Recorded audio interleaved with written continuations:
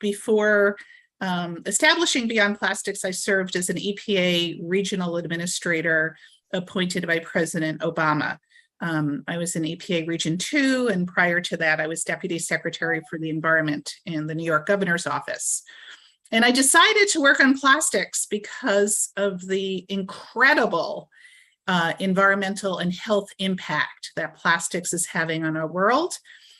We've now grown to 8 staff people throughout the country.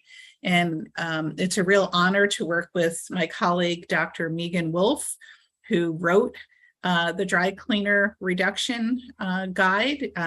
Almost simultaneously, she wrote a similar guide on how to reduce plastics in restaurant settings. So while we do a lot of policy advocacy work, we also try to provide practical information on alternatives to plastics, of which there are many. We work on the plastics issue because it is so cross-cutting. We look at how plastics are manufactured in communities in Louisiana and Texas and Appalachia, and that petrochemical production of plastics is really affecting people's health when you have a concentration of facilities in particular. So we view plastics as an environmental justice issue. We view it as an oceans issue. When plastic gets littered, it goes into rivers and then the ocean, and it's very much a health issue. Microplastics have been found in drinking water, in beer, in honey, in fish, and in the human bloodstream, in human lungs, in the human placenta, and human breast milk. So we have a lot of work to do. And then finally, plastics is a climate change issue. Beyond Plastics published a report last year where we documented that by 2030, there will be more greenhouse gas emissions from the production, use, and disposal of plastics than from coal plants in their entirety in the United States. So there's a lot going on the plastics issue, and we're really thrilled to have experts today talking about how we can reduce our use of plastics in the dry cleaning sector. And that's how we're going to stop plastic pollution everywhere. It's a variety of things. It's advocacy, it's policies, it's business leadership. So I'm really happy to turn this over now to Dr. Megan Wolf. And you'll hear from some fantastic speakers, and we're very grateful to have all of you with us today. Thank you. Well, thank you, Judith. I'm going to share my screen. Let's see. Here's my presentation. Okay, so welcome everyone. As Judith said, my name is Megan Wolf, and I'm the Policy Director at Beyond Plastics. And many thanks to everyone for coming, and especially in particular to our invited guests, Jenny Nygrosh, Angela Harris, and David Meyer. Now, as many of you know, this summer we put out a guide, In the Bag, for helping dry cleaners to reduce their use of plastic, particularly single-use plastics, which are significantly associated with greenhouse gas emissions, petrochemical overproduction, and litter. And today we're going to take some time to present some of the findings of the guide and hear from some participants in the dry cleaning industry who have already been involved in reducing plastics. We're going to hear about their businesses, their motivation, their successes, and some of the challenges that they've faced in making this kind of change. We're hoping that many of you in the audience are associated with the dry cleaning industry and that you'll be interested in hearing about their experiences and asking questions of your own. If you do have a role in the industry, please use the chat box to introduce yourself and indicate where your business is located. And also use that chat box to ask questions later on. We're going to do a lot of Q&A and discussion in the latter part of the session, and we're going to want to hear from you. As mentioned, we are recording this, so you'll be able to refer back to it. As a part of presenting online on Zoom, I've really discovered that it's nice to have as many people in the audience as are comfortable turn on their videos. It kind of builds a sense of solidarity, and it's great to be able to see the audience. So if you're comfortable also, please turn on your video. So we'll start out with some findings from the guide. We know, as Judith said, that plastic pollution is a significant problem. And I won't belabor too many of the details here, but between 8 and 15 tons of plastic enter the oceans each year, which is the equivalent of a garbage truck every minute. Plastic, as Judith said, is also a climate problem. Plastic production, use, and disposal in the US contributed to 464 billion pounds of greenhouse gas emissions in 2020, which was the equivalent of 116 average coal-fired power plants. Now, dry cleaners utilize more than 300 million pounds of low-density polyethylene film each year, which you'll recognize as polybags. And none of this plastic film is reusable. Only 4% of all the film plastic is recycled. And they tend to be a conspicuous environmental problem. On land, we know they blow and they tangle. And in marine environments, they can be a source of entanglement for animals, and also the kind of plastic that is most easily mistaken for food. For animals like turtles, they look a lot like jellyfish, and these kinds of marine creatures will go directly for them. If they mistake plastic for prey, a lot of them accumulate enough in their stomachs that they can die of starvation. Now, the purpose of this guide is not to traumatize or guilt trip business owners, but we just wanted to demonstrate that there are actually easy ways to move away from polybags and a lot of financial benefits for doing so. So the guide will walk you through it, but I'll give you a couple thumbnails here. First, we understand that the crisply pressed garment hanging in that smooth plastic bag is pretty much synonymous with a job well done, and also that the use of those bags is a way for bundling and protecting finished garments. So our primary recommendation, if I can get my slide to forward, there we go, is to switch from a disposable to a reusable bag. Reusable garment bags are reliable, they're durable, they're inexpensive, and they're already available on the markets. Our invited guests are going to tell you about them. Now, when it comes to avoiding or reducing single-use plastics, reuse is the environmental gold standard. At Beyond Plastics, we're always recommending non-plastic reusables, whether that be for food and beverage wares or reusable bags. But we also understand that due to price point and other considerations, it's not always feasible. It would be wonderful if 100% cotton bags became the industry standard. But the most important thing to emphasize here is the culture of reuse and reusing items. One of the most interesting findings in researching this guide was actually how many consumer trends are already moving toward reuse and growing in favor of cleaners who decide they want to make the switch. The market for reusable bags themselves really shows this off. It's huge, it's growing. In 2018, the global reusable market bag share was worth $390 million, and it's expected to reach a whopping $480 million by the end of 2025. This growth was not particularly slowed by COVID. So this is where a lot of industries are heading. People are getting into the habit of running errands with reusable bags, and dry cleaning is really of a piece with those errands. This is part of a general trend that I noticed of consumer preferences towards sustainability in general. In the fall of 2021, 85% of people polled indicated that they'd shifted their purchasing behavior toward being more sustainable in the past 5 years. And the younger and the more affluent the customer, the more likely this was to be the case. Companies across the economy are catching on. The image on this screen is from a report that was issued by a sustainability consultancy and a Paris-based business school.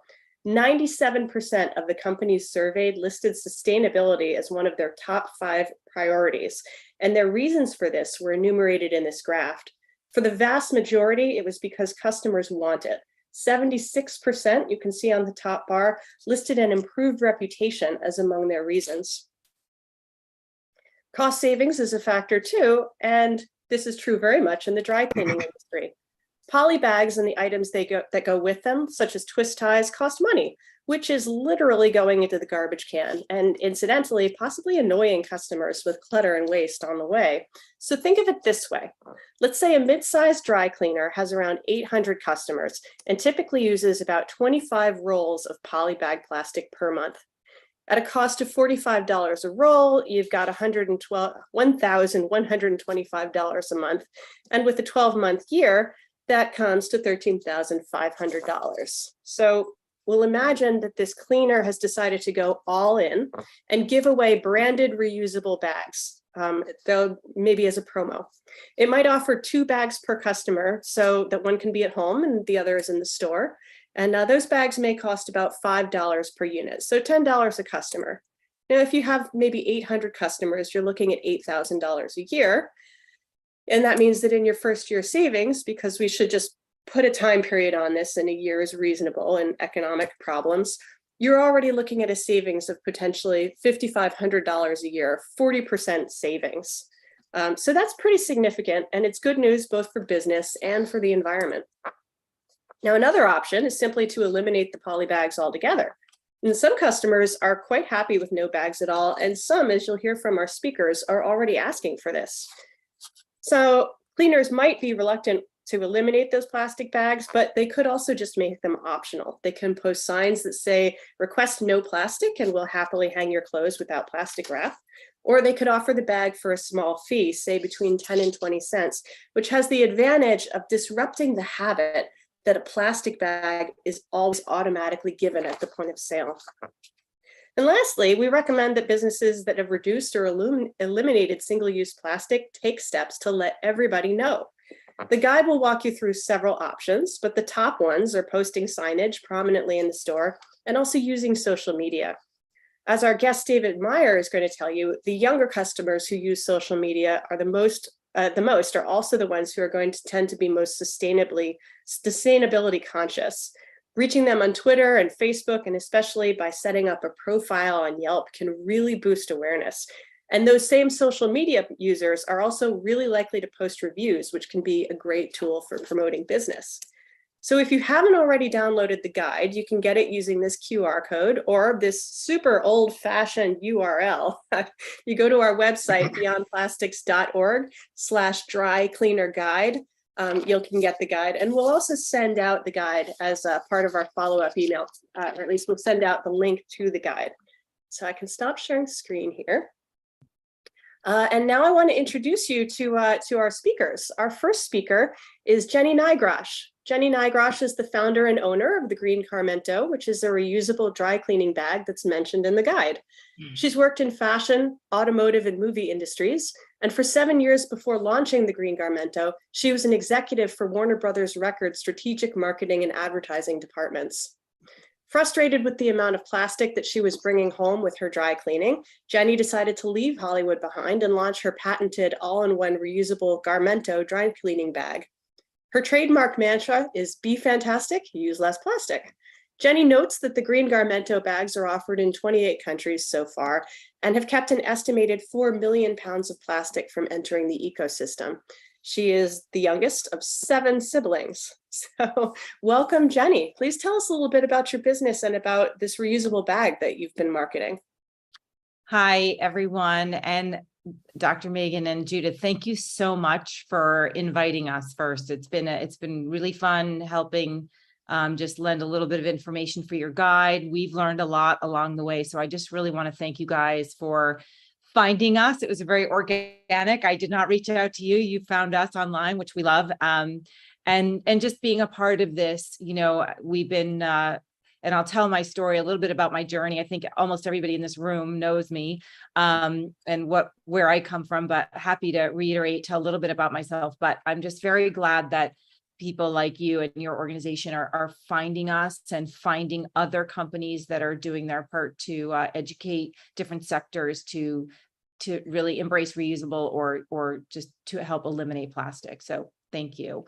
And thanks everybody for joining. I know it's not easy in the middle of the day. I see a lot of familiar names here. I'd love to see your faces. Feel free to throw your video on, but I'm really, really very thrilled that you're all here. And so I started my business, the Green Garmento, in 2008. As Megan mentioned, I was working for Warner Records, had a pretty cushy job, got to hang out with rock stars and do really fun things. And I was a newlywed, and I think you all know, most of you know my husband. He's 6'4" and 200 too many pounds. And we were in our closet, this weird long old closet. And one morning, and struggling to find clothes for we're rushing out the door to get to meetings, and we're like naked and sweating in the closet, like towel on and trying to rip the plastic off. Not at all the sexy kind of thing you're thinking with a newlywed. It was disastrous. And it was happening a lot. And I was like, you know what, this is a lot of clutter. I'd never lived with anyone. I didn't know how much dry cleaning plastic could be evident in a closet. And I realized just the two of us were producing a lot of this closet clutter. So I started to just organically look for alternatives. And I found a cotton bag that somebody was trying to create for the marketplace. We bought a couple and brought them to different dry cleaners, and immediately it was not embraced. They were like, it's too heavy, it's too expensive, it's not going to work with operations. So we decided to create our own version that would work with the help of dry cleaners. We actually met with quite a few cleaners in Los Angeles and created what we thought would really work to help be implemented, because we understand the complexities of dry cleaners. There's no two systems are the same, no two operations are the same.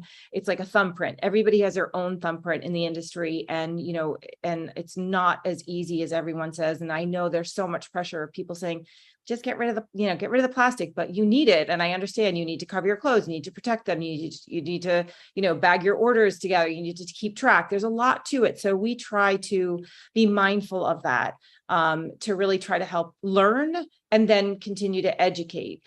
So we launched at a trade show in LA, in Long Beach. I'm sure a lot of you have been to it. And we immediately sold out of what we had coming in, which was like 3,000 bags. And so I thought, okay, this is cool. This is a great opportunity for people to really embrace this. And so we decided to kind of just jump in and just spend all of our money in 2008, because what else do you do in 2008? You're going to lose it anyway. So we decided to just throw it in, and I know you're all laughing, I can tell. So it's been a journey. It has not been easy. It's been a really difficult road for not just us, but for dry cleaners who want to do this, to be able to embrace it. So that's been part of our challenge, is to help educate and find the right people to help us to also educate. And then we're also working, there's other factors at play. People like to have automatic baggers, and, there's different things there that make it a little bit more difficult to embrace. So we understand that. We are not here today to sell you bags. I don't need to do that. I don't need to bum a lot of people out. You're here to learn.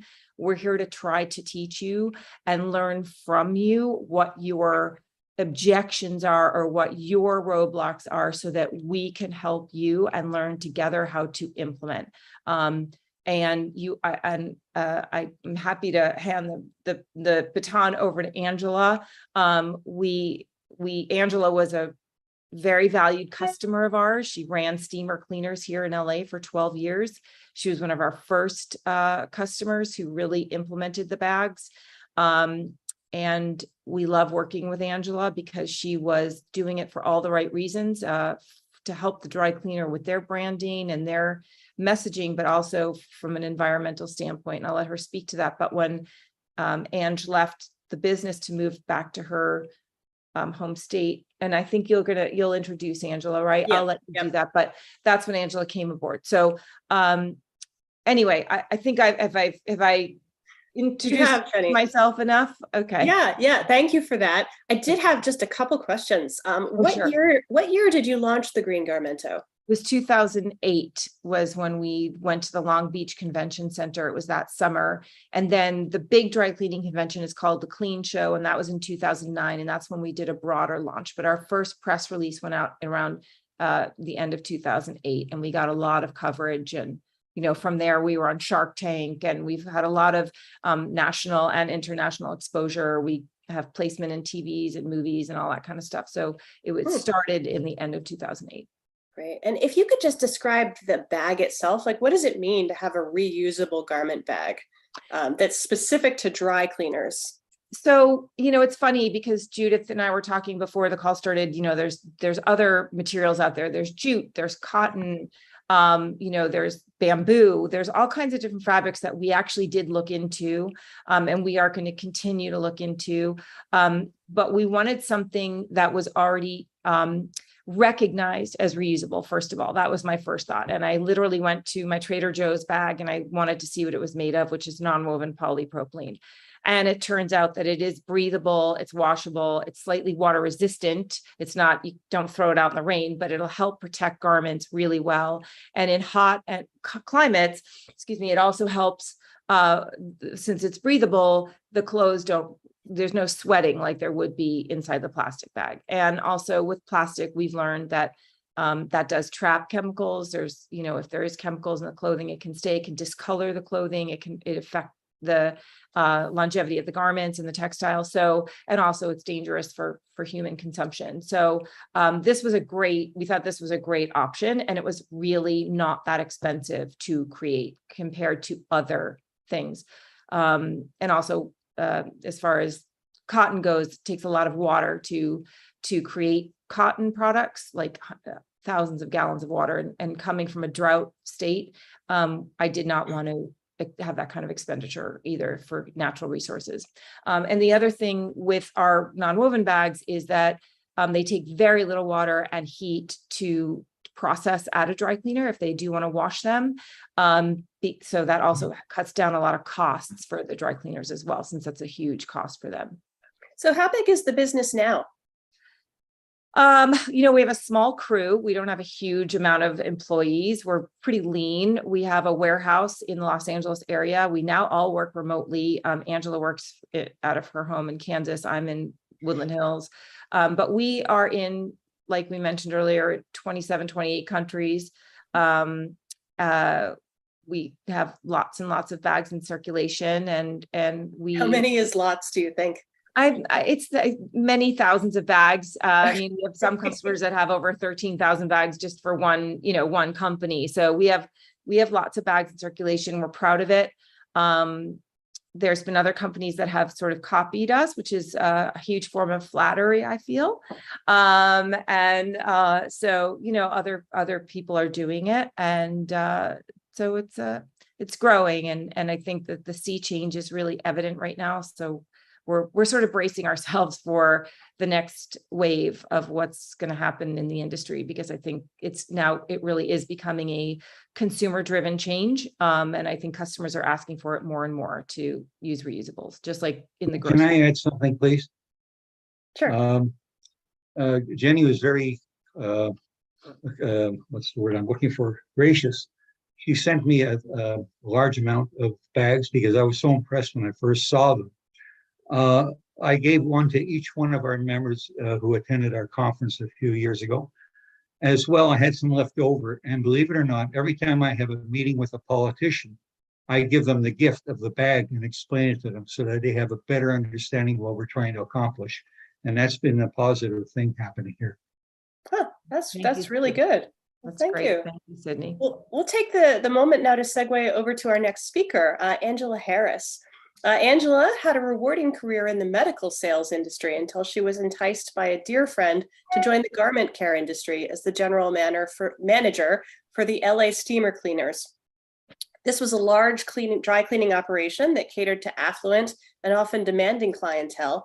And as its leader, Angela learned the importance of customer relations, quality products, and cutting-edge technology.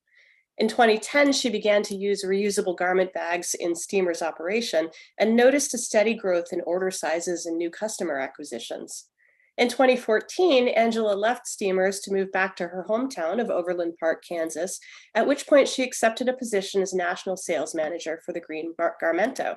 So thank you for joining us, Angela. And can you tell us a little bit about your role and your experience with reusable bags in this industry? Thank you, Megan. I come at this a little bit differently in that, as you explained, I natural transition from the medical industry to dry cleaning. But no, I had dear friends that were starting a dry cleaners that was more innovative, cutting edge, and definitely an attention to environmental practices, which was newer in the industry. And as every dry cleaner attests, anything that we can do to provide something new to our customers is an asset. So yes, I was the general manager for steamer cleaners for quite some time and had the honor of, I believe it was around 2010 that was introduced to Jenny and Rick after they had introduced their green Garmento bags. And we were one of the first businesses to onboard it in a larger way into the business, and was quite successful.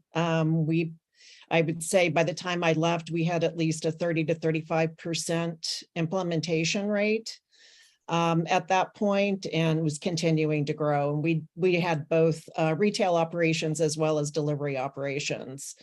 The delivery side was excellent because we were already offering, in essence, a reusable bag, the laundry bags, laundry counter valet style bags. And so this was even a better mesh because it became an all-in-one bag that we could offer our clientele, both on the front end as well as the back end, to help reduce down, plastic usage.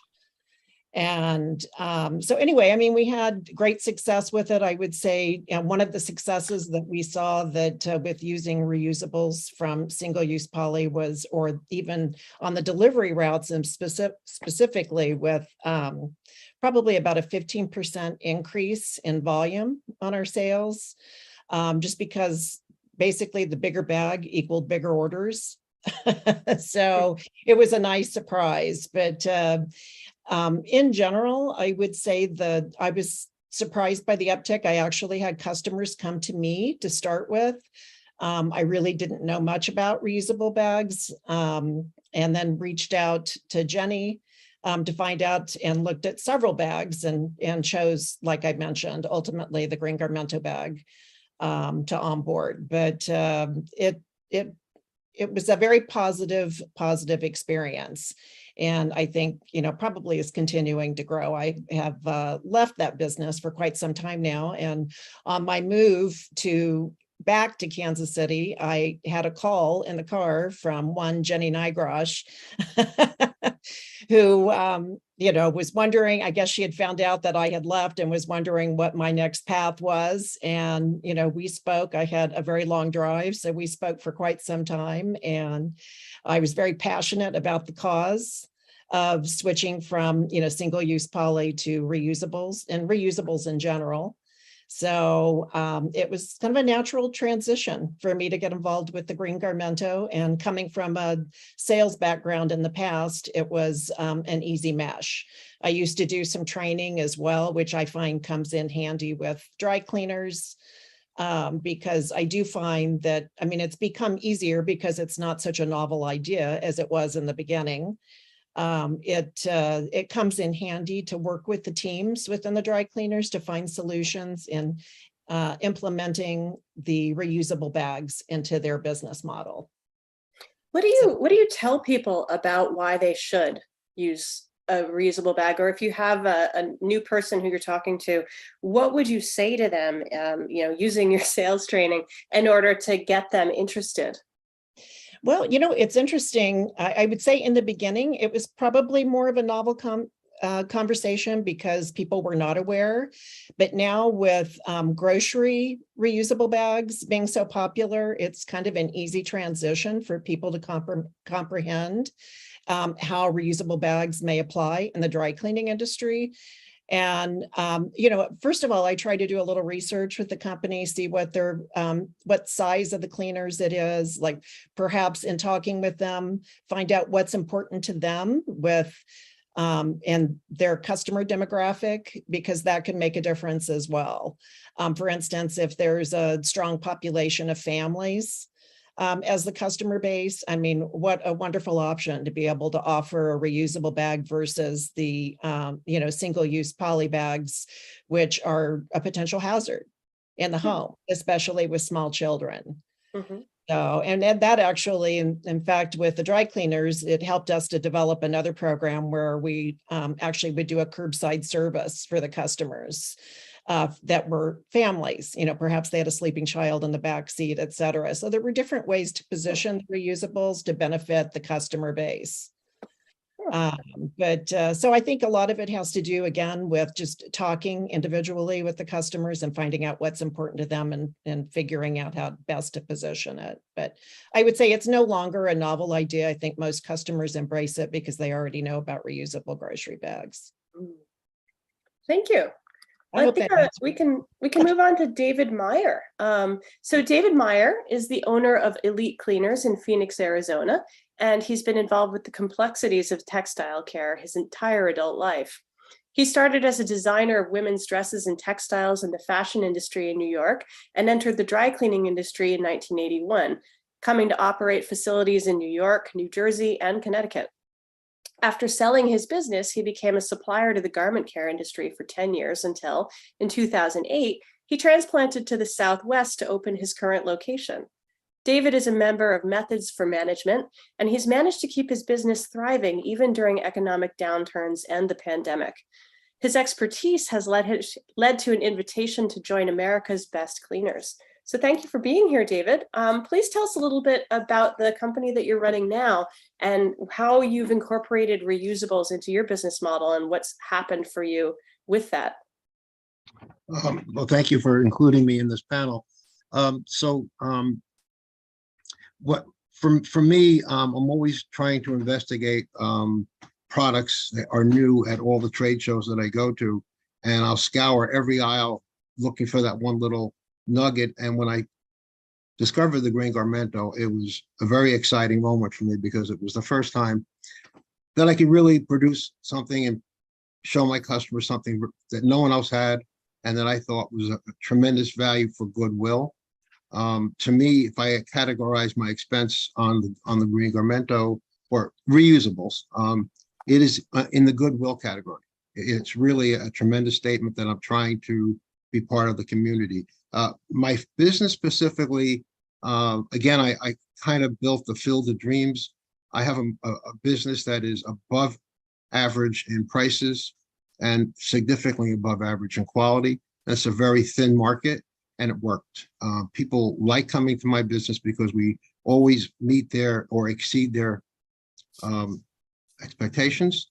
And again, we're putting ourselves our foot forward, and I've understood that to be able to grow in this business, I need to attract the 19 to the 39-year-olds because the generation that I'm part of is retiring. They're not doing as much cleaning, and the younger people are my source of growth. And they're asking. It was actually a problem for me emotionally because they were asking about how green I am and what I'm doing, and I'm at that time was using a dry cleaning machine using PERC, and it was too big an investment to change that. So I changed everything else that I could, so I would look as green as possible. And we just actually were able to make the complete transition. We switched to a solvent that is a organic-based, biodegradable, sustainable product. But again, back to the front of the store, we're able to demonstrate that to the customers using the green garmento bags. They do help in a lot of ways that are intangible, but they really do help. We do a lot of delivery, and one time customer gave notice they would be away from home and not to make the delivery. And as things happened, the delivery was made. And of course, that was the weekend that it rained. And so the clothing was outside in the rain. And I got this call on Sunday, and I stopped what I was doing and ran over to the customer's house. And although the clothing was outside, but they were delivered with green garmentos. What could have been a huge financial loss for me was just get them back to the store, open up the bags. The majority of the clothes were dry. So every time there's a little something else that the green garmento or a reusable bag helps a lot. I also mentioned that we're moving into a lot of wash and fold, moving away from people. Well, a lot of the younger people, we sell them time. They don't want to do their own laundry. And when I give them back their laundry folded up real nice, but in a gym bag style locker bag, my name is on the bag, and it's not just thrown away. And many times when I do a lot of business with apartment houses, I'll go to the apartment houses and I'll see my bags being used for whatever other purpose, but it's got my name on it. So back to the whole purpose of using a recyclable product is I don't look at the cost savings, I look at the goodwill. I think the goodwill supersedes, I mean, yes, your numbers work great. And by the way, this meeting is doing a lot for me to rethink again. You know, sometimes, like I said, I was working on took 3 years to get that dry cleaning machine. So now I'm going back to the little details again. And I'm going to be placing some orders with the Green Garmento for more recyclable products again, because I just want to feel good about what I do. You know, I want to be a good neighbor. And like you said, I don't want to see the plastic all over the garbage and backyards blown away. And another thing, when I do go to an apartment house, I mentioned to them that the Green Garmento is an option for them, and they like that because then there's less waste stream. There's less plastic going into their garbage, and they like the reusable bags. Can I add something to what you just said, if you don't Sure. mind? I came across Green Earth had one of their tables, a bunch of I guess small, not small, but hand with a pole, and I think you make it, Jenny. Yeah, You made it for them. They are unbelievable, and I recommend it to all our members that they purchase these things and give them as gifts at Christmas time to their customers. And the beauty of that is you could have your name on either both sides or whatever side you want, and these people take it to the grocery store, and everyone there at the checkout lines can see these bags, and you're getting noticed, with your name on it. And I think they're great. I personally, I've been using them for years since I do the shopping, but they are really great things to have. thank Thank you. you. Yeah, that brings us to a kind of a question I wanted to ask, and a good point about giving items to customers versus having the customer buy a reusable bag and employ it that way. One of the things that we hear a lot from businesses and merchants that we've talked to about reuse is difficulty with the costs of initiating the process. So if it's a restaurant, the cost of reusable wares is pretty high, just the barrier to entry. And I'm wondering, David and Angela, how you've balanced the cost of purchasing the bags with, do you ask the consumers to pay a part of it? Do you have a deposit system, or do you give them away? Do you want me to start? Sure, Megan? go ahead. Well, when we first introduced them, we developed a promotion, buy one, get one. Obviously, that way the customer could have one at home collecting garments and one at the cleaners with their cleaning. So that way we came out at full circle. There really was not much of a pushback on that because the price was less than, we were offering it just a little above our costs. So it was a great way initially to get back some of our costs, earn back our initial costs on the bags while we were introducing. And of course, we had valued customers, regulars that we would, just give the bags. Again, David talked about goodwill. It's a great way to offer goodwill. Just by providing them something that's a benefit to both sides. So did it take a bite out of you, or did it pay for itself? Well, it paid for itself in that we were reducing down the poly or single use poly usage for those customers. I mean, the bags were lasting for years. So you figure even if you had the cost out of pocket for 2 bags at say maybe $10 total, that was your end expense, for a number of years. Whereas if you figure an average customer is using 1 roll of poly a year, and that's ongoing. There's no limit to that. So there was a definite cost savings. Plus we used bags that had a hanger recycling feature as well. So it helped to reinforce our hanger recycling program, which was super. Because we reused as many hangers as we could, as another, sustainability option within the business. What does a hanger recycling feature on a bag look like? How does that work? It's just a zip. It made it convenient for the customers to return. I can grab one if you'd like. Sure. Yeah, Yeah, please do. Yeah, it actually has a zipper compartment on the lower front, so it kept the hangers very organized. The customers would place those in, cinch up the bag, bring the order into us, and then all we had to do was unzip that section, remove the hangers, and they were very orderly. In the past, we had customers bring in their hangers in huge bags, wadded up, and usually it was me at the end of the day instead of, having overtime for another individual trying to untangle all of the hangers and, put them into reuse. Okay, so that Right. afforded extra savings right there. Exactly. Okay. So So- this is the bag we did for Delta at the bottom. Here, I'll stand. There's a little, this is the zippered pouch she's talking about. If you can see it, it says return your hangers here. And they Yeah, flip right in the side so that they don't puncture the clothing and they stay together. So because hangers are really expensive and people bend them and mangle them, it's a disaster to try to unfurl them. So they stay together inside this little compartment and then they come right out. that's great. So David, how did you deal with the upfront costs of moving into reusables? Did you absorb it yourself, or did you distribute it across customers, have people make a deposit? How have you dealt with it? We kind of winged it, and we tried all various forms of either charging for it or promotions. And then I quickly learned that an average customer of mine is worth between $1,500 and $2,000 a year, and giving them a $10 product for free is a lot easier for customer retention. So I focus it as a goodwill, and the value of goodwill to me is amazing. So they really feel like they're getting a present, and in truth, it's benefiting me along the way. So it's now we just give them away, and they love it.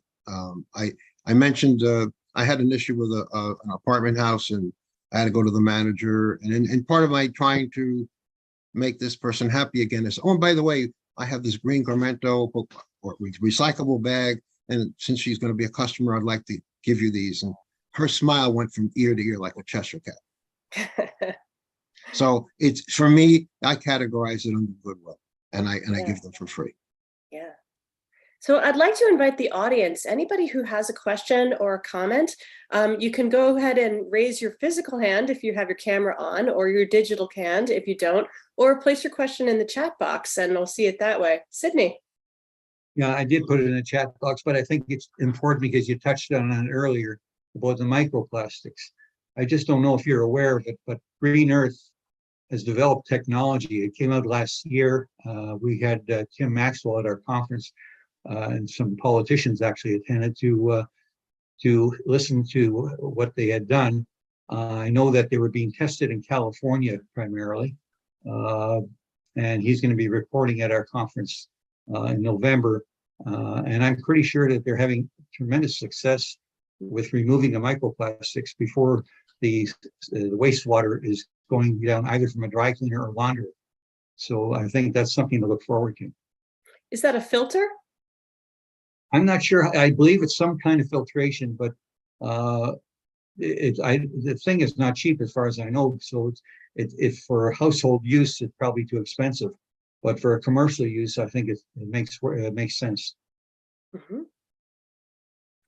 So I wanted to ask a little bit about the balkers and the doubting Thomases. Have you had customers, any of the three of you, who have pushed back against this product? And if you have, how did you deal with those interactions?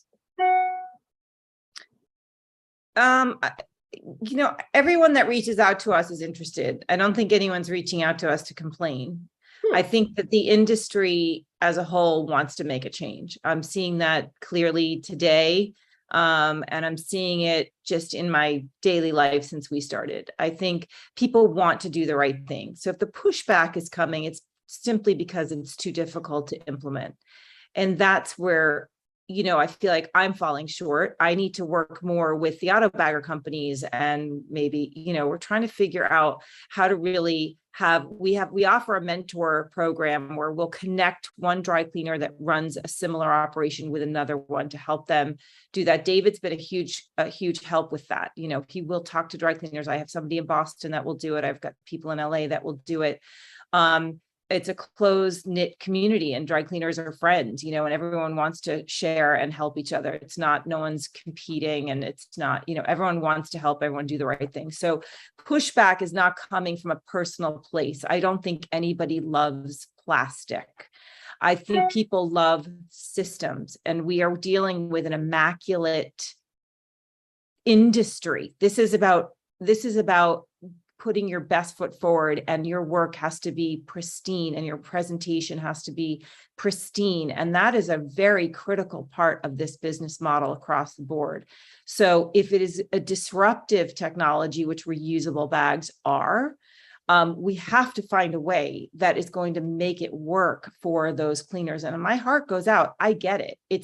It's really easy for me to sit here as a consumer and say, well, you do it, you make the change. It's not that easy. There's machinery involved. There's all different kinds of automation and computers and software changes and hardware changes that have to be done. So to me, the pushback is not coming, like I said, it is not coming from a place of loving plastic. It's coming from a place of loving systems.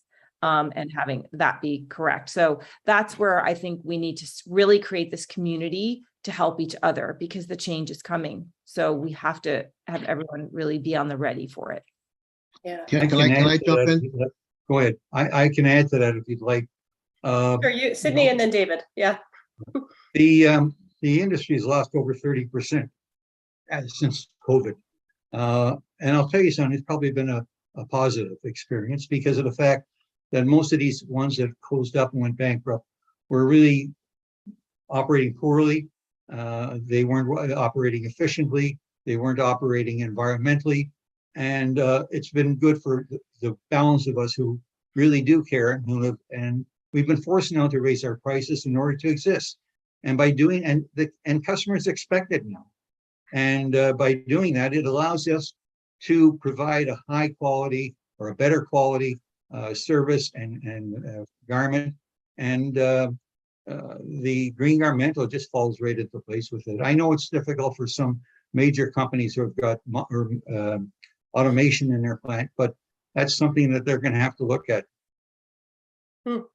David, what were you going to add? Yeah, I just wanted to mention the only pushback I get is on poly. I've never had anybody unhappy. They're thrilled to use the recyclable bags, and specifically the green garmento. And by the way, I'm going to put a little positive comment. I've seen other bags; they don't last as long. We've been using the product now since 2010, and we had less than 20 bags fail in that entire period of time.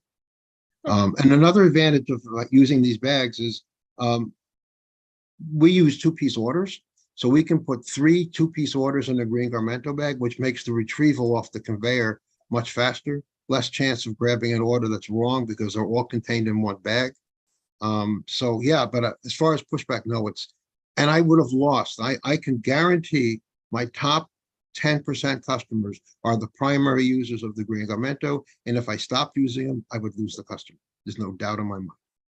Yeah, you said something to me as we were preparing about how some of your higher end customers would actually leave if you started using plastic again, which kind of surprised me and impressed me. I'm curious about what kinds of comments you hear about the poly bags themselves. What do the customers say when they say that they don't like them? Jenny said it 100%. The pile of plastic on the floor. My fiance, I don't, she doesn't pay for her cleaning, but I wouldn't dare bring her anything black than plastic. It's all green garmento, and you know what? She feels proud. I have to say, my fiance is an activist, and she's proud of what I do. She's proud of when I tell her about what we're trying to do to become environmentally friendly. And so it's the pile of plastic on the floor that people don't like. I've never been pushed back on green garmento. And again, I'm inspired by this, where I'm going to be putting some campaigns out, and Angela, I'll be placing some more orders with you later today. I see we have a question in the audience from Melody Viteri. Melody, do you want to Hi. unmute? Yeah. So I want to say I have two questions, and these come from a consumer standpoint of view. I go to my local dry cleaners and I bring back the hangers. So my first question is, what purpose does the paper that wraps around the metal hanger serve other than maybe advertising space? I really don't know what that's there for. And my second question is, because I'm going to bring this up to my local cleaner, the alternative of a reusable bag. When the bag needs to be clean, is that an additional service that you pay for at the cleaners, or is that something that I need to do if I were to wash my clothes and my laundry and do my laundry at home and I bring it clean? How does that work? I think everyone does it differently. David, how do you handle when a bag needs to be, I don't know about the paper, and you can answer that. I think that's just a visual. I don't handle hangers, but David, do you want to take that one? Oh, sure. We maintain the bags for the customers. And if they are soiled, we'll wash them. They wash really easy. Like you said, they're a short wash, hang it to dry. So there's very little energy used. But you want to keep, oh, and by the way, back to another point, it's kind of peripheral to this. We make sure that the customer knows that their bag stays their bag. So it's not like something that goes into the mix and arbitrarily goes back to a different customer. We make sure that their name is attached to their bag, so they're getting their same bag back again. They like that. And, we wash them as needed. It's not a big deal at all. There's no And charge. do you charge them? Do you charge them when they ask you to wash the bags, or you make that's just, no, you just do it? We just do it. Melody, Why does would that you- help? Yep, that answers the question about cleaning. But does anybody know? Thank you, David, for that. Does anybody know what's the purpose of the paper around the hanger? Are you talking about like a paper garment cover? No, It's a- she means the Cape paper that's hanger. on The the cape hanger hanger. that says, The "We love cape. our customer." Okay, I think it's primarily for advertisement. They had the paper cover that was to protect against dust getting in through the plastic. exactly. But she means the paper on the hanger that The comes paper off. on the hanger is strictly cosmetic. The many times there's a design heart or something, or in my case, sometimes I'll brand it. My name is on the paper. So here's a question that's been coming up at the margins of this conversation about labor and sorting. I know from my research and talking to the three of you guests that the poly bag machine does a lot of the extra labor in sorting out the clothes and then sheathing them kind of all in one motion, and that it's very expensive on the front end, but then is at least advertised as a labor-saving device for many cleaners who use them, and that often cleaners will invest a lot of money in that. What is the trade-off if they switch to it sounds like with the reusables, they need to be hand packed and hand handled a little bit more often. So how do the cleaners balance those costs? Does it pan out in the end? Do they push back about, I just invested in this poly bag machine? How does that work? David, you're probably a good person to handle I was that. going to say, if you think about if you're using a manual bagging, you have to keep pulling down poly, ripping it, all that. With we use the green garmento, we'll stage it, like I mentioned. For convenience, we do two-piece orders. But we can take 3 orders and put it into one green garmento. So there's really not a heck of a lot of extra labor involved. As a matter of fact, you just have to stick it in the bag, pull the zipper down. So in truth, if you're doing a manual bagger versus green garmento, I would say actually the labor is lower on a green garmento. You're So right is on. this it sounds like a John Henry versus the steam engine kind of a system where the John Henry side actually has a hidden advantage then because of the different sizing of this product. Yeah, well, again, with the green garmento, it can take different size clothing, depending. We have 2 different size bags, but we can, like I said, we do 2-piece orders. So if I put 3 orders in one bag, you got to just put them in the bag, pull the zipper down, and also there's no staple used because we take the bag, the tags, and just stick them in the pocket of the green garmento has a pocket on the end. So I could probably, as we're talking, I could come up with, well, I'm not going to buy staples. the extra motion of the person's hand, which they do get that energy, absorbed in their hand from stapling. So there's a lot of hidden, quiet things that the reusable bag allows for the ergonomics of the packing process. Kermit, does any of your clients have any problem with it?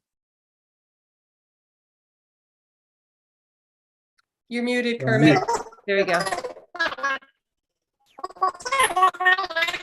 Oh, there's feedback on the line. I'm afraid we're not able to hear you. If you want to type in the chat box, we can read out your answer, Kermit. In the meantime, I was also interested in positioning. As I was doing the research on this guide and I started reading about reusable bags, I happened to walk into my own local dry cleaner and saw them hanging there. And I never would have noticed before. It wasn't something that I, would have kept an eye out. I thought, wow, this has actually penetrated the market right here to my own town in the Hudson Valley. That's kind of interesting. But the fact that it never would have jumped out at me before that actually kind of stands out to me. And I'm wondering what you do to promote this product, to let customers know that it exists and that it's worth their while.